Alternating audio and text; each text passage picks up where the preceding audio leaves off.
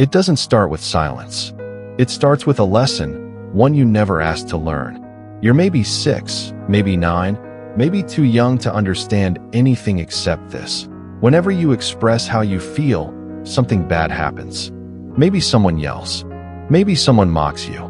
Maybe someone tells you you're being dramatic. Or maybe they simply walk away. And just like that, your nervous system makes a quiet decision.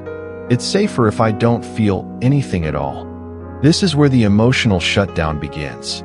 A child doesn't stop feeling because they want to. They stop because expressing emotions becomes a threat. So you learn to fold your sadness into silence. You hide your fear behind responsibility. You replace your anger with a smile that feels too tight on your face. And the adults around you praise you for it. You're so mature. You're so calm. You're so good. But no one asks the real question. What did it cost you to become so controlled? This is the invisible story of the emotionally suppressed child. A child who grows up learning that vulnerability is dangerous. Not because feelings are wrong, but because feelings were never safe. So you adapt. You become the quiet one, the stable one, the unproblematic one. But deep inside, something small curls in on itself. Something fragile stops reaching out. Because every emotion you swallow takes another piece of you with it. Fast forward years later. Now you're an adult who doesn't cry even when you're breaking. You're an adult who shuts down during conflict, who freezes when someone asks, "How do you really feel?"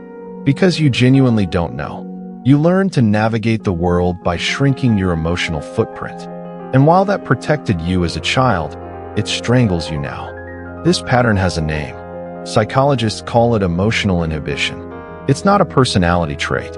It's a defense mechanism forged in childhood environments where emotions were ignored, punished, or treated as burdens. You didn't become expressionless. You became efficient at survival. But here's what no one tells you. When a child locks away their emotions, the body doesn't forget.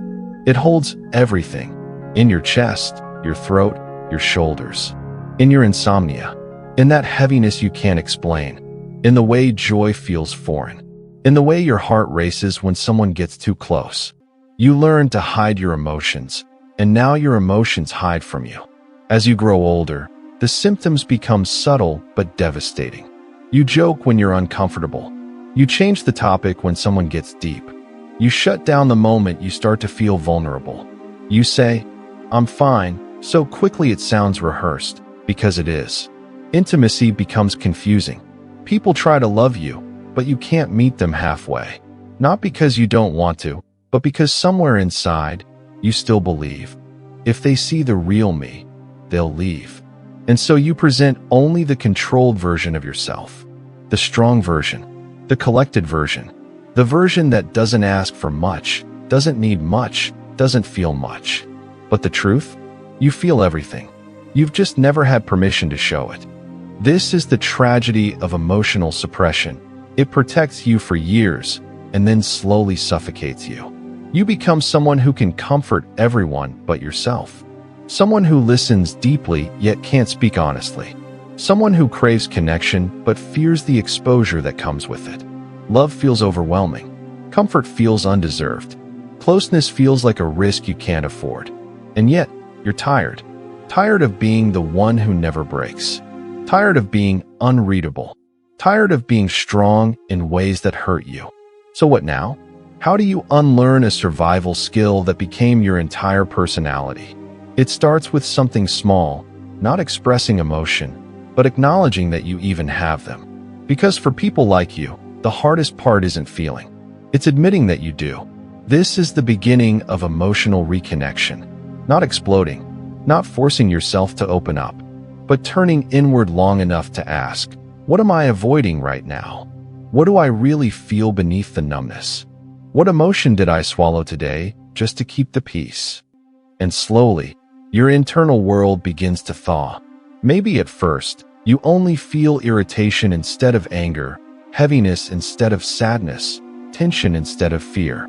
That's okay. Emotions return in whispers before they return as truths. And then comes the deeper work, the part everyone avoids because it hurts. letting yourself feel the emotions you buried in childhood. The loneliness, the shame, the "I don't want to bother anyone," the "no one ever listened anyway," the "I learned to disappear because it was safer." This is shadow work. Not dramatic, not loud, but honest. Painful, yes, but liberating. Your heart begins to open. Your chest loosens. Tears come where they never used to. And connection, real connection, becomes possible, not because you forced yourself, but because you finally allowed yourself. People who grew up hiding their emotions don't need more strength. They need permission to break, to feel, to be human again. You deserved that permission as a child. You didn't get it. So now you must give it to yourself. And no, it won't happen in one moment or one revelation. Healing for the emotionally suppressed happens slowly, in quiet choices. Letting someone see you cry. Telling the truth instead of saying, "I'm fine." Allowing yourself to rest without guilt. Letting people comfort you instead of pushing them away. Feeling without apologizing. Little by little, the walls you built to survive become the bridges that help you connect. You stop living in emotional exile. You stop performing stability. You stop mistaking numbness for control. And for the first time, you feel like you're coming home, not to a place, but to yourself. If you grew up learning to hide your emotions, hear this. You weren't too sensitive. You weren't too dramatic. You weren't too much. You were a child whose emotions weren't welcomed. And you adapted the only way you knew how. But now, you get to choose differently. You get to choose authenticity. You get to choose truth. You get to choose connection. You get to choose you. And maybe, for the first time in your life, you finally feel alive. But there's something else people never talk about, the grief. Because when you finally start reconnecting with yourself, you don't just feel your emotions. You also feel the loss of the childhood you never got to live. You realize how many moments you muted yourself just to stay safe. How many times you pretended not to care. How many years you spent being the strong one because you had no other choice. This grief is real. It's the mourning of a version of you that never got the chance to exist. And healing means making space for that grief, not rushing it, not denying it, but letting it breathe. Because every tear you never cried is a story your body has been holding for years. And now, finally, it's being heard. You'll also begin to notice small things. How anger now feels like information, not danger. How sadness feels human, not shameful. How asking for help still feels terrifying, but possible. You learn that vulnerability isn't exposure, it's connection. It's letting someone meet the real you, not the curated version you created for survival. And one day, subtly, quietly, you'll notice a shift.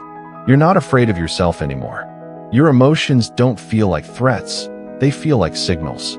You stop running from your inner world and start listening to it. This is what true healing looks like for emotionally suppressed people. A slow return to wholeness. A gentle reintroduction to your own humanity. A homecoming to the self you abandoned long ago. Not because you were weak, but because you were trying to survive. And in the end, the most profound truth is this. You don't heal by becoming someone new. You heal by remembering who you were before the world taught you to silence yourself.